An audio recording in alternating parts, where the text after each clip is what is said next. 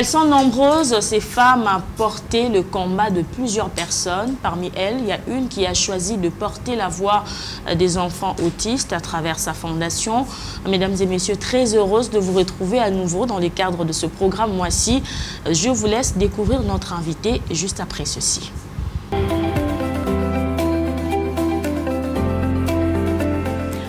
Et pour ce numéro de Moi-ci, nous avons sur ce plateau Madame Mado Madia. Je le disais tantôt, elle est présidente d'une ONG qui milite pour la prise en charge des enfants autistes. Madame Mado, bienvenue dans Moi-ci. Merci. Alors, comme je le disais tantôt, votre ONG, Never Limit Children, je pense que j'ai bien prononcé. Je pense que l'expression veut simplement dire ne limitez pas les enfants. Et une ONG qui s'occupe de la prise en charge des enfants autistes. Vous êtes basé ici dans la capitale Kinshasa. Et ça constitue, c'est pour faire la force en ce qui concerne l'orientation des enfants autistes qui ont besoin d'une bonne prise en charge adaptée à leur situation. D'abord, avant d'aller plus loin, dites-nous, qu'est-ce qui vous a motivé à porter votre choix sur ce combat des enfants autistes? Très bien. En fait, c'était en 2017, bien que je sois infirmière de formation, mais je n'avais jamais moi-même imaginé de porter un combat sur l'autisme, parce que généralement, quand on essaie de voir, c'est plus les parents des enfants autistes qui sont impliqués dans ça. Mais en 2017, moi, j'étais ici à Kinshasa, venir rendre visite à ma famille. Je tombe sur une triste expérience où une maman devrait laisser sa petite fille mourir, tout simplement parce qu'elle était autiste. Et moi, c'était l'instinct maternel. Je me rappelle que je suis partie de la Gombe jusqu'au CNPP parce qu'à tout prix, je voulais rencontrer le pédopsychiatre qui avait diagnostiqué la petite. C'est après nos échanges que j'ai découvert qu'il y avait un sérieux problème à Kinshasa, à ce temps. Mais maintenant, là, je comprends que c'est sur l'étendue de la République, sur la compréhension de l'autisme. Et c'est à ce moment-là que je m'étais décidé de mettre sur pied cette ONG Never Limit Children, comme vous l'avez dit, qui veut tout simplement dire ne jamais limiter les enfants. Alors, par rapport à ce que vous avez fait comme constat, vous l'avez dit qu'avant, vous vous êtes dit certainement le problème était au niveau de la capitale. Après, vous vous rendez compte que c'est un problème général.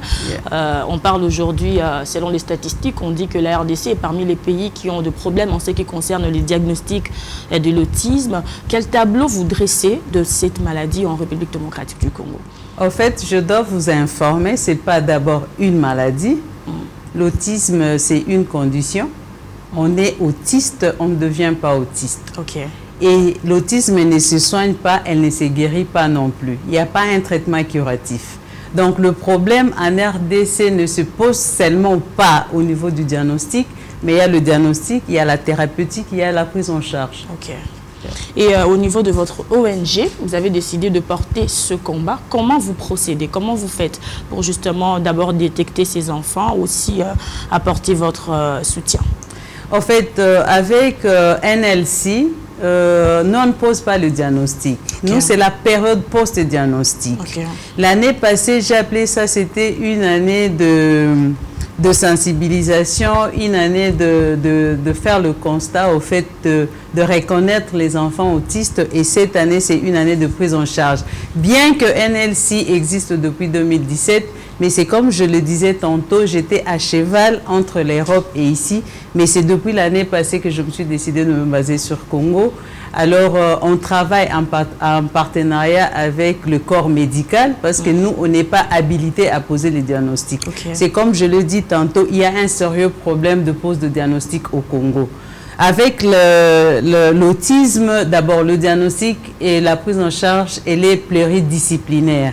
Donc, il y a toute une équipe, il y a le pédopsychiatre, il y a les psychologues, il y a plein de gens qui doivent intervenir sur le poste de diagnostic. Donc, on travaille avec une équipe. C'est après avoir posé le diagnostic et le diagnostic confirmé. Et c'est à ces moments-là que nous, on commence notre prise en charge parce que c'est une prise en charge qui est personnalisée et une prise en charge individualisée. Pour le moment, ce que nous faisons, c'est aller dans les familles, travailler avec les parents et leurs enfants, parce que les parents pour nous sont de premiers partenaires. Si les parents n'est pas informés et formés sur la condition de son enfant, bien que vous fassiez tout ce que vous voulez, comment dirais-je, la prise en charge ne va pas nous donner des résultats que nous attendons ou les résultats que les parents attendent. Donc il faudra d'abord commencer par faire le travail avec les parents, connaître c'est quoi d'abord l'autisme, comment s'occuper de leur enfant et puis évoluer. Comme je le disais tantôt, il n'y a pas un traitement curatif, c'est pas un médicament qu'il faut donner. L'autisme touche la communication. C'est comme la drépanocytose, on vit avec à vie. La drépanocytose, pas du tout. C'est comme je le dis, l'autisme, la drépanocytose, on le traite. Il y a un traitement. Mais l'autisme, c'est une condition qui touche le comportement, qui touche la communication et les interactions sociales. Tout ce qu'il faudrait faire, c'est corriger les comportements. Si un enfant a un problème de communication, travailler sur la communication et puis les interactions sociales. S'il y a un médicament, il y a des pathologies qui sont liées à l'autisme. Mais en soi, l'autisme ne se soigne pas, elle ne se guérit pas. Et parmi ces enfants que vous soutenez ou pour qui vous militez justement, et puisque nous sommes dans l'émission Moi-ci d'ailleurs, il y a des enfants, il y a des filles. Comment ça se passe avec ces filles autistes?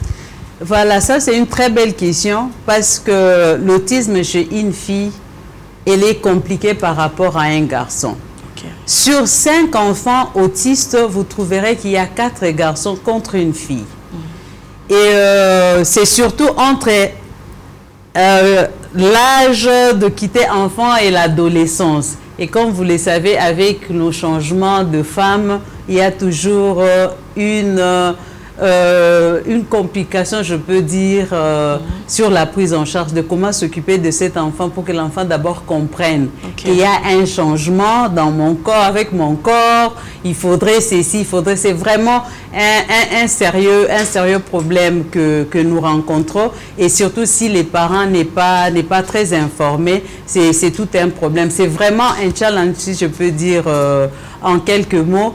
Mais aussi c'est parmi les victimes aujourd'hui. Donc c'est un sérieux combat que je suis en train de mener, surtout pour les filles. À titre d'exemple, l'année passée, on a eu 2 cas de viol de mineurs. Malheureusement pour elles, elles sont toutes tombées enceintes. Pourquoi? Parce qu'on n'a pas de structures spécialisées où ces enfants peuvent aller afin de permettre à leurs parents d'aller chercher quelque chose pour ramener à la maison le soir. Donc, une parmi elles était autiste non verbal parce que nous avons des autistes verbales qui parlent et des autistes qui ne parlent pas. Malheureusement, pour la petite, elle était autiste non verbal qui ne parlait pas. Tout ce que les parents ont constaté, c'est qu'elle dormait, elle vomissait, elles ont pu penser que c'était une malaria. On amène à l'hôpital, malheureusement, qu'elle était enceinte. Imaginez déjà avec un problème d'autisme qui tombe enceinte, mineure, qui ne sait pas prendre soin de ce bébé. Une famille déjà, quand vous regardez leurs conditions de vie un peu misérables, donc c'est un autre problème qui s'ajoute sur le problème au lieu de trouver solution. C'est vraiment un big challenge sur les filles autistes en République démocratique du Congo. Et quand vous venez d'évoquer justement ce cas de viol, puisque vous avez dit il y avait une qui était autiste non verbale, à ce stade-là, quand elle se retrouve enceinte, comment procéder pour l'aider, par exemple, comment vous procédez pour l'aider à comprendre ce qui lui est arrivé, vu que c'est un trouble de développement, vous l'avez dit, au niveau du cerveau, comment l'aider à pouvoir comprendre ce qui s'est passé, comment vous procédez, quelles sont les astuces, comment ça se passe? En tout cas, c'est un big challenge. Comme je dis tantôt, c'est la prise en charge de l'autisme, elle est pluridisciplinaire. C'est beaucoup de services qui interviennent. Donc, nous avons notre rôle à jouer à un certain niveau et la relève doit aller aussi à un autre niveau. Donc, tout ce que nous, on fait pour le moment, c'est d'abord travailler avec les parents pour qu'ils comprennent et les parents accepter cet enfant qui est né, parce que c'est un enfant qui est né, qu'on ne connaît même pas le père, étant donné que la petite fille ne sait pas communiquer. Et aussi, ce que nous faisons, c'est les rendre autonomes, avec certaines formations à leur niveau. Elles peuvent aussi travailler normalement. Exactement, la compréhension sur l'autisme, elle est compliquée au Congo et les gens comprennent mal. Nous avons 2 types d'autistes. Nous avons les autistes de haut niveau et des bas niveaux. Les autistes de haut niveau sont des autistes qu'on appelle aujourd'hui les autistes savants. La plupart des savants qui existent dans le monde, c'est issus des autistes. Alors, nous avons des autistes de haut niveau. Les autistes peuvent travailler normalement comme toute autre personne. Sauf qu'il faudrait comprendre l'autiste et aider l'autiste à nous comprendre aussi. Donc, on essaie de travailler maintenant avec les jeunes. On a commencé avec les garçons. On faisait l'ergothérapie. L'ergothérapie, c'est juste la peinture. Parce qu'ils peuvent facilement s'exprimer avec la peinture, qu'il soit verbal ou non verbal.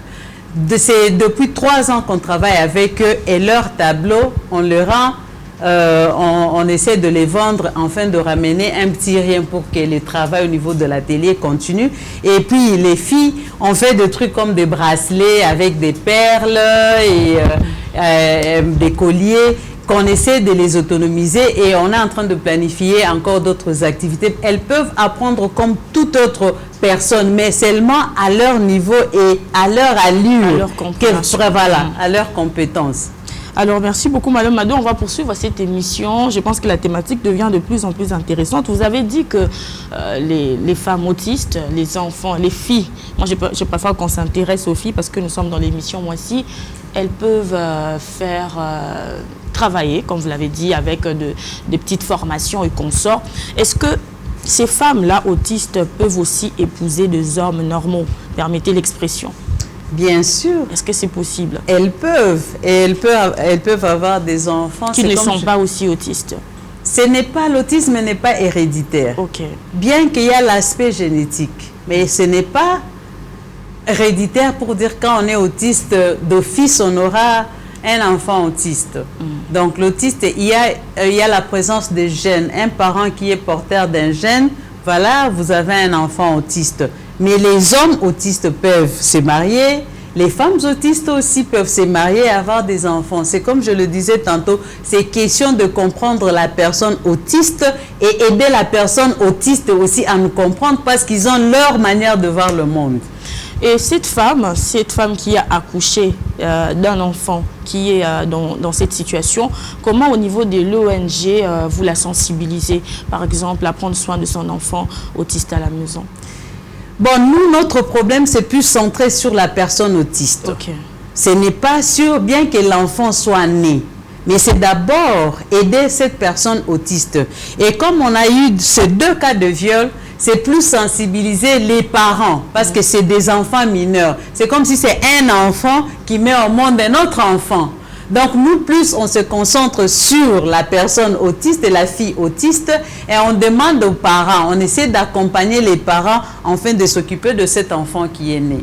Et au regard de tout ce que vous venez de dire, est-ce qu'on peut dire aujourd'hui que entre les enfants autistes de sexe masculin et féminin, c'est plus le sexe masculin, féminin plutôt qui est très exposé? Oui, c'est plus les filles, en tout cas jusque-là je peux dire. C'est plus les filles qui sont exposées, par titre d'exemple, le cas des viols dont je vous ai présenté de l'année passée, bien qu'il y a aussi des abus pour les garçons, mais c'est plus, moi je me dis que les filles, ils sont plus exposées et ont besoin plus de protection. Alors revenons-en à votre combat, pour ce dont pourquoi vous militez.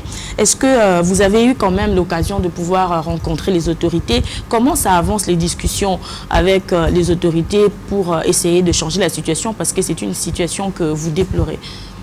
C'est compliqué, si je peux le dire. C'est vraiment compliqué avec nos autorités. Quand vous allez les voir, ils vous écoutent attentivement. Ils vous font de promesses, mais c'est des promesses qui n'aboutissent presque pas.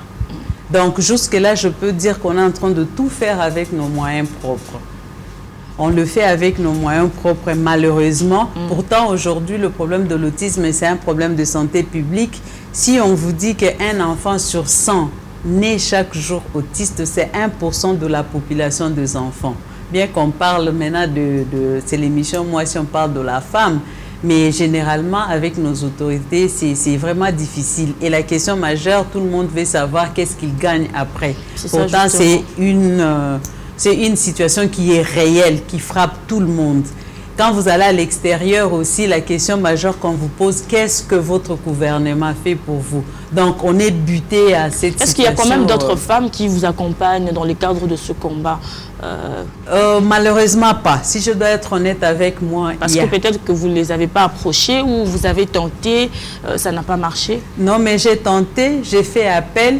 Je dois vous avouer que moi, je suis ouverte à tout le monde. Et surtout que l'autisme, c'est un problème, la prise en charge, elle est pluridisciplinaire. Donc, je ne peux pas me taper sur la poitrine pour dire que moi, je vais tout couvrir. Mais non, on a besoin de tout le monde. Et j'avais fait appel à nos autres amis qui sont aussi dans le même combat, qu'on se mette autour d'une table afin de créer un consortium pour nous permettre même d'approcher ces autorités-là et poser le problème et voir comment est-ce que nous pouvons travailler dans le referral pour dire que bon, vous avez une école, moi je suis dans le poste de diagnostic et l'autre, je ne sais pas, il est dans le diagnostic. Parce qu'aujourd'hui, on a même le problème des écoles des enfants autistes, justement. La plupart ne partent pas à l'école.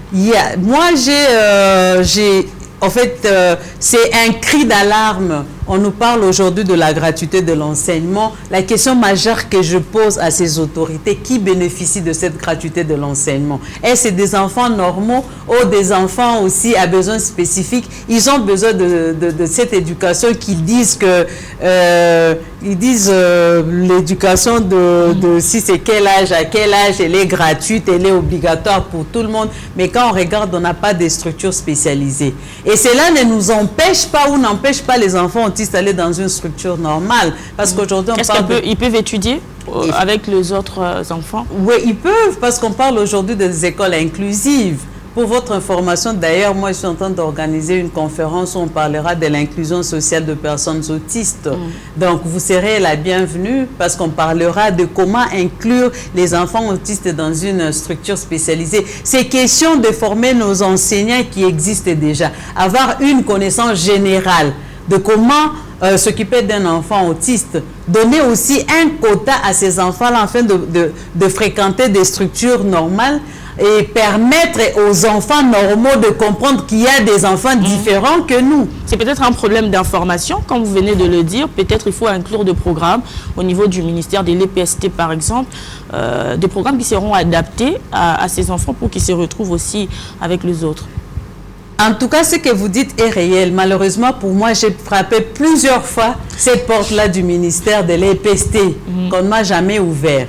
Et la question majeure que je me pose, comme je le disais tantôt, qui bénéficie de cette gratuité? Je pense qu'après cette émission, il y aura certainement une feedback positive, nous l'espérons très bien. Alors, Madame Mado, il y a aussi une expression qui est très courante dans la société. Généralement, quand on parle des enfants autistes, on parle de mauvais sorts, on parle de la sorcellerie et souvent dans certaines familles, c'est la maman qui est pointée du doigt, et tout. Quelle est votre réaction par rapport à toutes ces expressions que la société congolaise attribue aujourd'hui à l'autisme?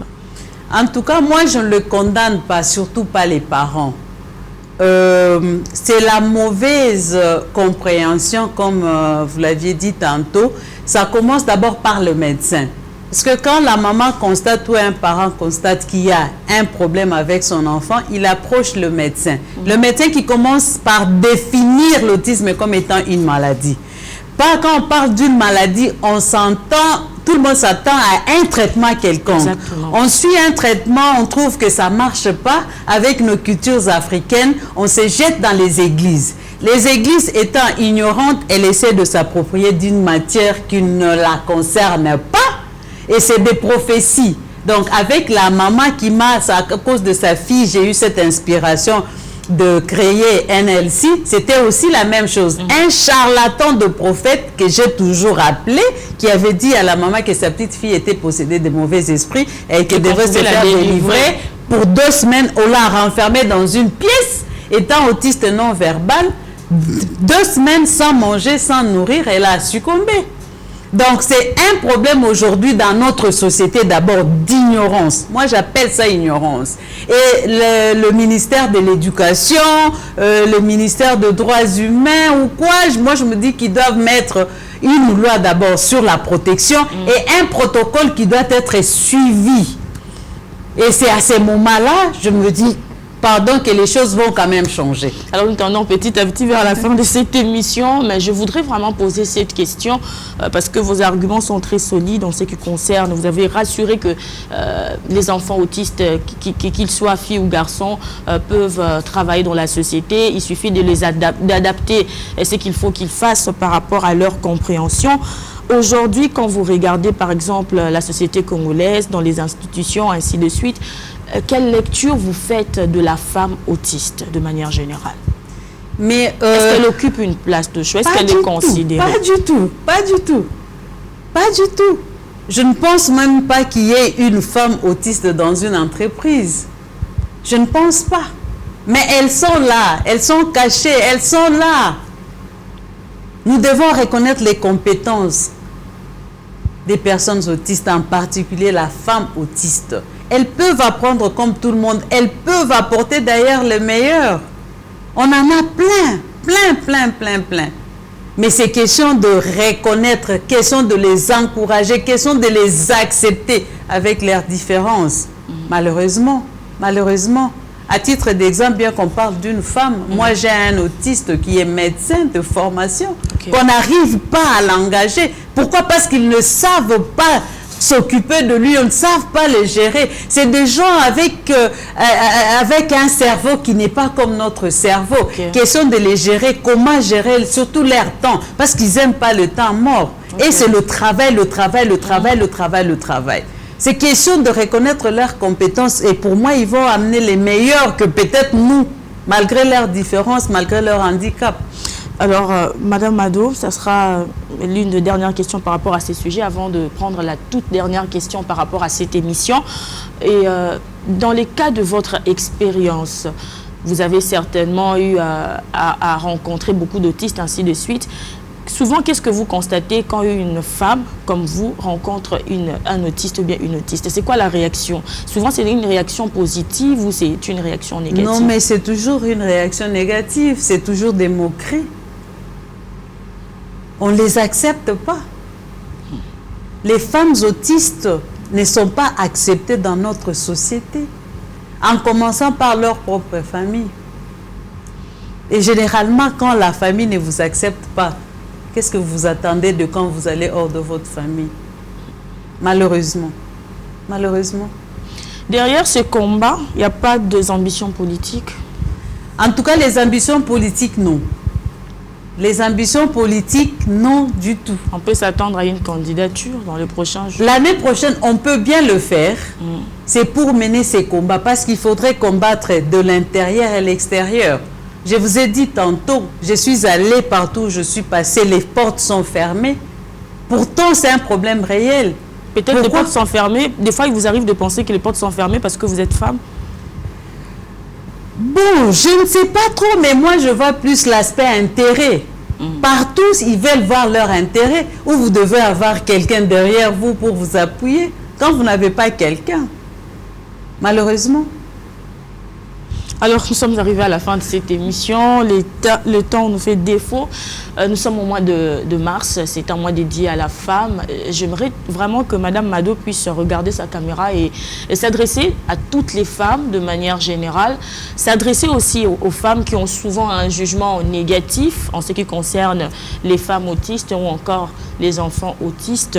Et aussi un message de sensibilisation à la femme par rapport à comment elle peut faire pour réveiller sa conscience, si on peut le dire comme ça, tout au long de ce mois de mars et encore dans la vie de manière générale.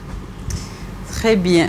À toutes les femmes, premièrement, vous êtes femme, vous êtes maman. On dit éduquer une femme, c'est éduquer toute une nation. C'est la femme qui porte cette grossesse pendant 9 mois qui connaît la douleur. Et je veux vous demander de ne surtout pas baisser le bras. Et je fais appel à toutes les femmes qui mènent ce même combat que moi, de venir se joindre à nous, afin de mener ces combats pour défendre surtout le droit de nos filles, les droits de femmes qui sont aujourd'hui là en train de mourir en silence avec leurs connaissances, les compétences. Donc, à vous, les femmes autistes, je veux vous demander de ne pas baisser le bras. Si vous êtes là et vous m'entendez, venez vous joindre à nous afin de mener ces combats, et à toute la société en général de faire très attention, car les autistes ont un cerveau pas comme tous les autres cerveaux. Elles ont des compétences pas comme tout le monde. Et on est là, venez se joindre à nous, vous tous les femmes autistes et les femmes en général. Je vais vous demander de rester femme, cette femme. Aujourd'hui, quand on regarde dans les universités, c'est plus les femmes qui dominent. Bien qu'on ne soit pas représenté dans les structures, dans la prise de décision, mais je vous demande de ne pas baisser le bras, de continuer à mener ces combats. On est en train de parler de l'égalité. Moi, j'en suis convaincue que cette égalité-là existera, et c'est pour bientôt. Alors, merci beaucoup à Madame Mado Madia d'avoir répondu à notre invitation. Nous retenons que l'autisme n'est pas du tout une maladie, un trouble de développement au niveau du cerveau, mais c'est possible de vivre avec cette catégorie de personnes simplement parce qu'elles ont des compétences comme nous autres, et elles ont besoin, ces personnes, de notre accompagnement. Mesdames, Messieurs, merci d'avoir suivi Moi-ci. Retrouvez-nous également sur la page YouTube Siloé Télévision. À très bientôt pour un nouveau numéro. Merci. Merci.